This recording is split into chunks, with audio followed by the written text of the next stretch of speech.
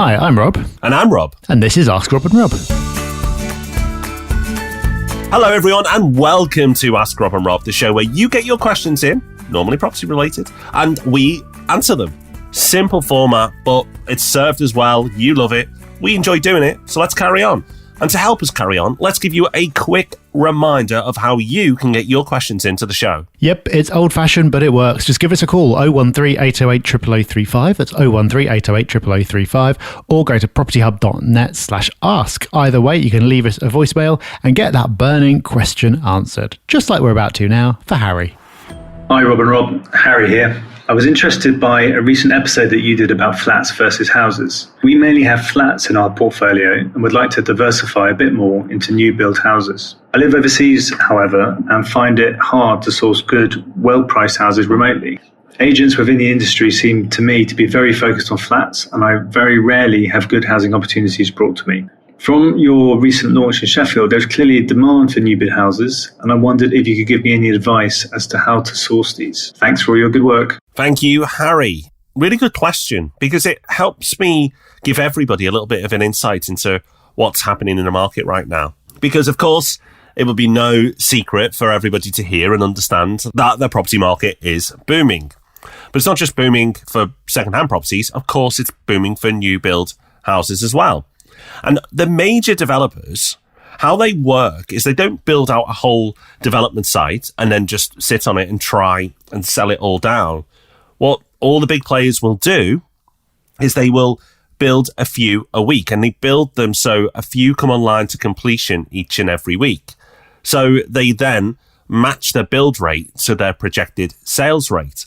But because the property market has gone great guns, and we had COVID where the builders slowed down, the market then went boom, and they've been trying to catch up.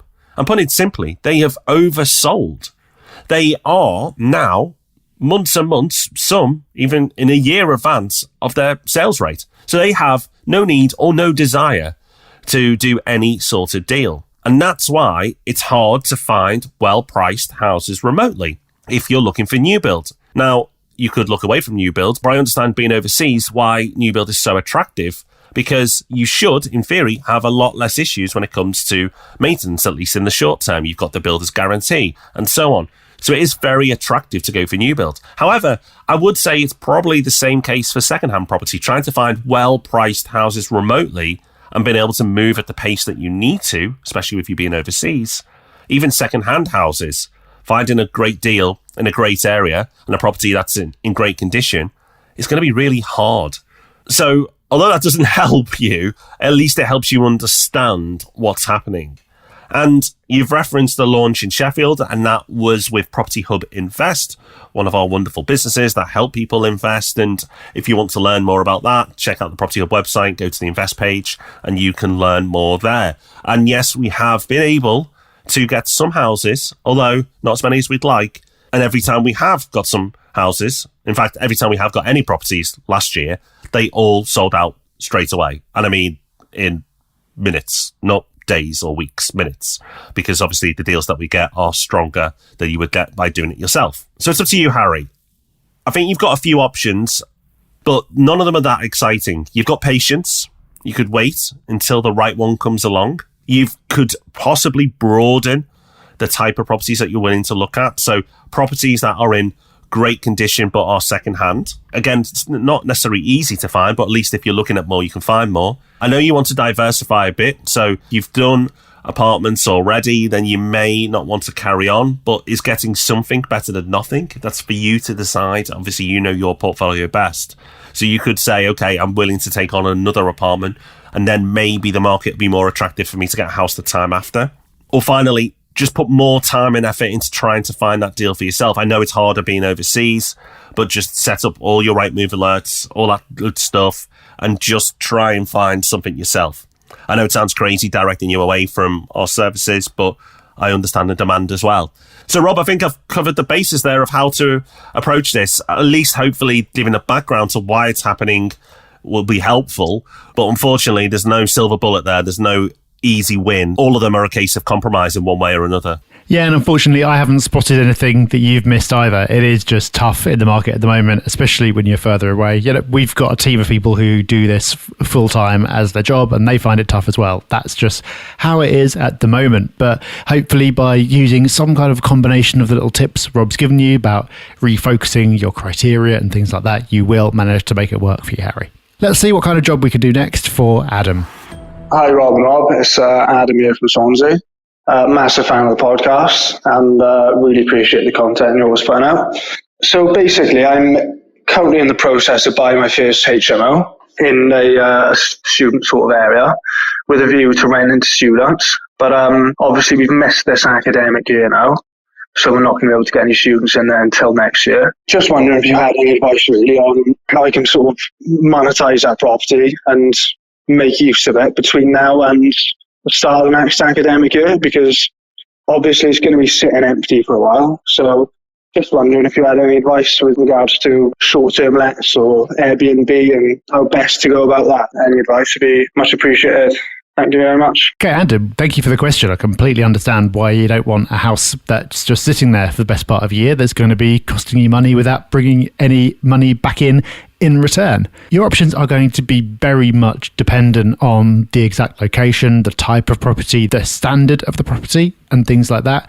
Because would it work as a short-term holiday let, or would it be more suitable for people who are working in the area? I don't know. I don't know the property. So the first thing I would establish is, what are the potential markets for this property? Who might be using it as a short-term let? Is it holidaymakers? Is it business travel? Is it people who are working in the area? In areas where there are lots of construction projects, you often get companies looking for cost-effective places to house their workers. So it could be one of those markets, or it could be something else. Once you've determined which of those it's likely to be, then you can go and look for your marketing channels that are going to be a match. Airbnb, I'd say, is pretty much always worth a try because it's got such brand recognition and such a large audience. Even though its main audience is people looking to go on holiday, you will get all sorts of people going and looking on there. So you may as well be listed. But then on top of that, there may be other things you can do. So for example, if there are big construction projects in the area, then you can try to find out who are the companies involved. And it may also be worth having a word with local letting agents, especially any that specialise in HMOs, because they're probably going to have other landlords who've had similar situations and they'll know how they've solved them. And they probably also get approached by companies who are looking for housing solutions. So they may either be able to solve the problem for you directly, or just be able to give you a bit of advice and a pointer in the right direction that allows you to go off and do it yourself. How easy will it be to get that property filled up and keep it full until the academic year starts? I don't know. I have no idea, but it's worth spending a bit of time looking into.